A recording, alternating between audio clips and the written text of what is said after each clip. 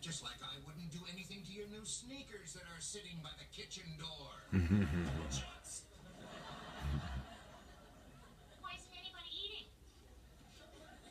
They're all scared. I was watching the brother in this social media room talk about how he felt disconnected from actual Africans, and that he felt a disconnect in the relationship between actual Africans. But he was basing his whole his whole argument on based upon how he felt, and his entire disregard for information was like, oh, I don't want to have any actual facts because facts are construed by the white man.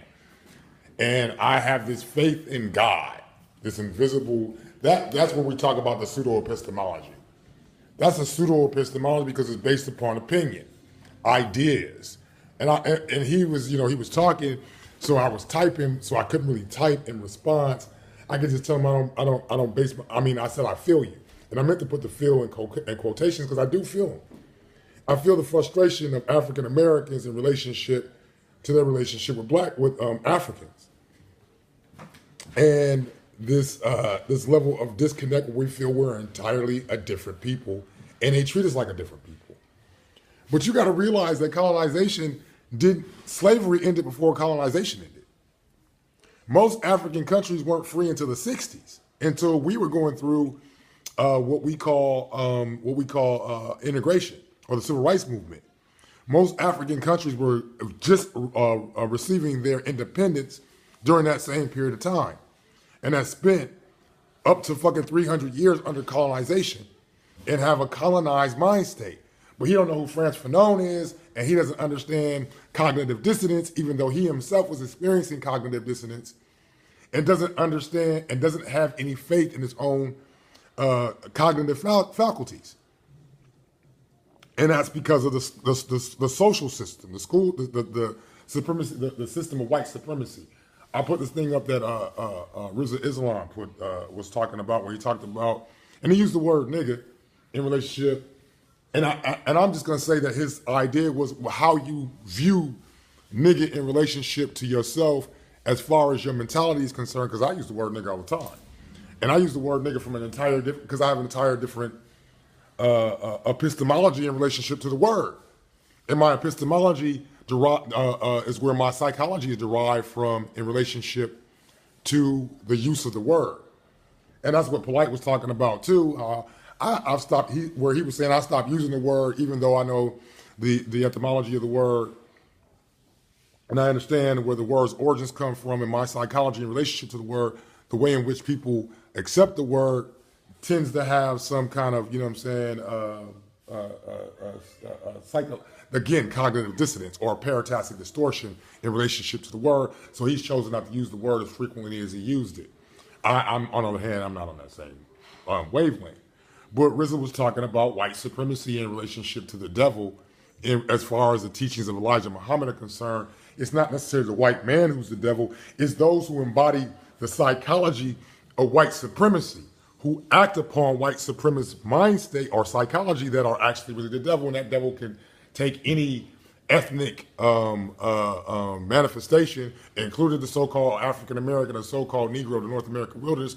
We could take on that. And again, how he describes it within the lessons is that the devil is described as the skunk. He's black on the outside and white on the inside with the white line, black with the white line. So it's easily can be used, the word devil can easily be used to describe, from the Nation of Islam philosophy or dogma or theology, can easily be used to describe any individual who is been geared towards white supremacy or geared towards a white supremacist psychology. And I can't help but see it in old boy's opinion, or his failure to see his own cognitive capacity, where he'd rather live off of a pseudo-epistemology than an actual authentic epistemology, because he doesn't have the cognitive not even the cognitive responsibility, but the cognitive confidence in order to engage in, attaining an authentic epistemology, because he has no confidence in the sources of information that he's attaining his, facts from. And that's not just him. his own cognitive, you know what I'm saying, his own cognitive capacity. Oh, and it's that duality, you know what I'm saying, where that contradiction in self, where your ego is at conflict with your id kind of thing going on.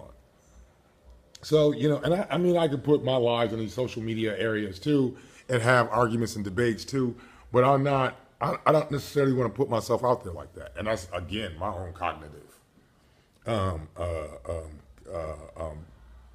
confidence in relationship to like actually debating with black folks about their opinions versus actual factual information. And again, my lack of cognitive confidence in my own community. Can they do they have the reference points to even understand what the fuck I'm talking about? Do you know what I'm saying? These are the issues in which we as black people really suffer from. And that there is a system designed in order for us not to have cognitive confidence. And not just sensory cognitive confidence, but actual kinesthetic cognitive confidence. These are things that we're incapable of actually, you know what I'm saying, acquiring to a large degree based upon the system of white supremacy. White supremacy is, and it's unconscious and it's conscious.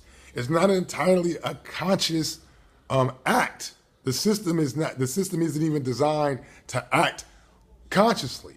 It's designed to act unconsciously based upon the group it is derived from.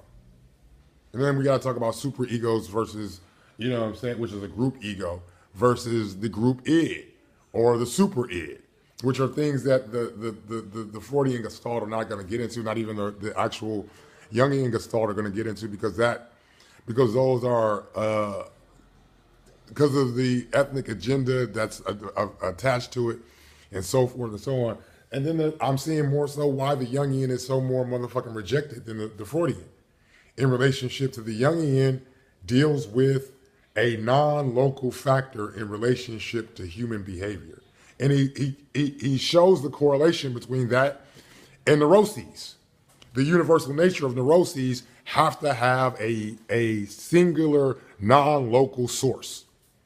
A universal non-local source, which he terms as being the collective unconscious. And this is how Jung derives the concept of the collective unconscious. Where Freud wants to dismiss this collective unconscious, even though he tells you about dreams and all the universal, because he's still talking about neuroses and the manifestation of neuroses and the universal nature of neuroses. So therefore, they have to have a universal source, a universal non-local source.